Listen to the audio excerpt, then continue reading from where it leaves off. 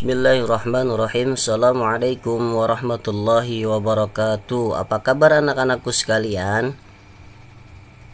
Mudah-mudahan kalian dalam keadaan sehat. Tetap semangat walaupun belajar masih di rumah. Jangan bosan-bosan untuk belajar di rumah. Ya, karena masa ini tetap jaga kesehatan. Semoga kita nanti segera bertemu tatap muka di sekolah. Kita bisa bermain lagi, kita bisa berkumpul kembali. Baik, anak-anakku sekalian, dalam pertemuan ini kita akan belajar tentang pembelajaran fikih bab 3 bagian 2. Minggu lalu sudah dipelajari, yaitu kita belajar tentang bersuci dari haid. Ya, bersuci dari haid minggu lalu sudah dijelaskan sama Ustazah, yaitu pengertian haid. Yang selanjutnya juga sudah dijelaskan macam warna haid. Nah, pada kesempatan kali ini kita akan belajar tentang masa haid. Dan kita juga akan belajar tentang bersuci dari haid. Dan yang terakhir, kita akan belajar hal yang dilarang ketika haid. Baik, kita akan belajar. Yang pertama kita akan bahas adalah masa haid. Masa haid dan jangka waktu suci antara dua haid, yaitu biasanya para wanita yang mau akan masuk akil balik mengalami haid. Ya, keluarnya sudah dijelaskan minggu lalu, tetapi masa waktu haid pada umumnya paling sedikit adalah 1 hari 1 malam. Kita ulangi, masa haid paling sedikit adalah 1 hari 1 malam. Adapun juga wanita yang mengalami haid dalam jangka waktu yang sedang, yaitu 6 sampai 7 hari. Ya, ada juga yang mengalami waktu sedang, yaitu 6 sampai 7 hari. Dan berapa yang paling lama? Paling lama batasan haid pada seorang wanita yang akil balik adalah 15 hari. Ya, batasan paling akhir atau paling lama haid adalah 15 hari. Nah, waktu suci antara dua haid atau siklus sebenarnya tidak bisa ditentukan, tetapi berdasarkan ilmu kedokteran, jangka waktu suci antara haid pertama sampai dengan haid kedua biasanya 25 hari. Kalau lebih dari itu, maka kita coba bertanya kepada orang tua atau kepada dokter yang lebih mengerti, apakah haid kita masih normal atau tidak jangka waktu keluarnya. Karena khawatir lebih dari 25 hari itu adalah darah yang merupakan penyakit, maka kita segera periksa kalau kita mengalami haid lebih dari 25 hari. Ya, khawatir darah penyakit, bukan darah haid. Bab yang selanjutnya yang akan kita bahas ya adalah tata cara bersuci sesudah haid atau mandi besar. Mandi besar.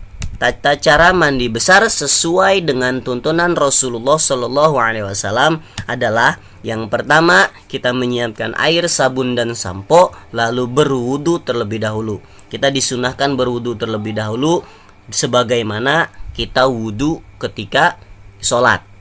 Ya, maka wudu terlebih dahulu baru menyiramkan air ke seluruh tubuh. Yang selanjutnya adalah menyiram air ke kepala.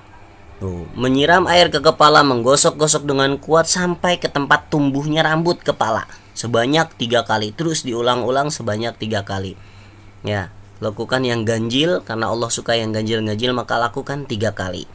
Ya, selanjutnya menyiram air ke seluruh badan.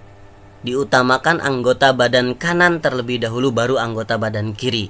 Karena disunahkan kita mendahulukan yang kanan baru yang kiri. Yang keempat, yaitu meratakan air ke seluruh tubuh sampai hingga ke sela-sela jari kaki, jari tangan, bahkan sampai ke daun telinga bagian dalam.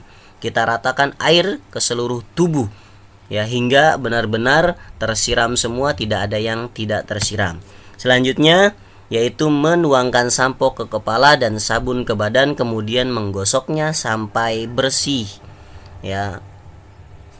Selanjutnya yang terakhir yaitu menyiram air ke kepala dan badan sampai benar-benar bersih.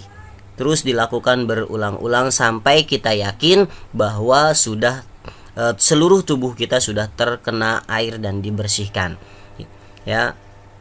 Tetapi yang paling terpenting adalah dalam mandi besar yaitu berdoa. Diawali dengan berdoa dan diakhiri juga dengan berdoa. Selanjutnya, bahasan yang terakhir yang akan kita bahas adalah hal yang dilarang ketika sedang haid. Ya, hal yang dilarang ketika sedang haid. Apa saja hal yang dilarang ketika sedang haid? Yang pertama adalah sholat, baik sholat wajib maupun sholat sunnah. Ya, sholat wajib, sholat 5 waktu, zuhur, asar, maghrib, isya, dan subuh itu juga tidak boleh. Sholat sunnah pun sama. Sholat sunnah apapun, tahajud, hajat, dan yang lainnya juga tidak boleh ketika kita sedang haid. Yang selanjutnya, yang kedua, puasa. Sama, puasa juga seperti sholat. Puasa itu wajib, tetapi untuk wanita yang sedang haid, baik puasa sunnah maupun puasa wajib tidak diperbolehkan. Ya, selanjutnya berdiam diri di masjid. Ya, berdiam diri di masjid kalau cuman sekedar lewat. Ya, kalau hanya sekedar lewat itu dibolehkan. Kalau berdiam diri itu khawatir akan mengotori lantai masjid. Kenapa? Karena darah itu kotor.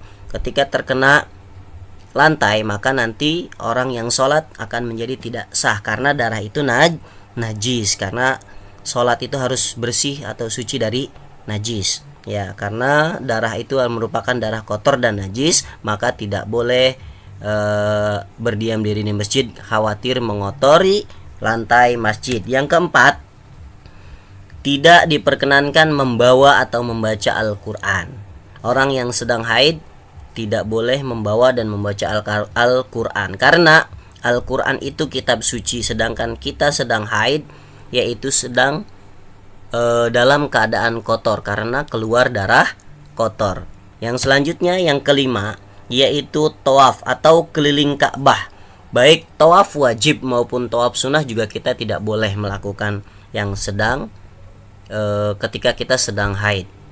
Ya, baik anak-anakku sekalian, itulah tadi beberapa hal yang sudah Bapak sampaikan dari masa haid.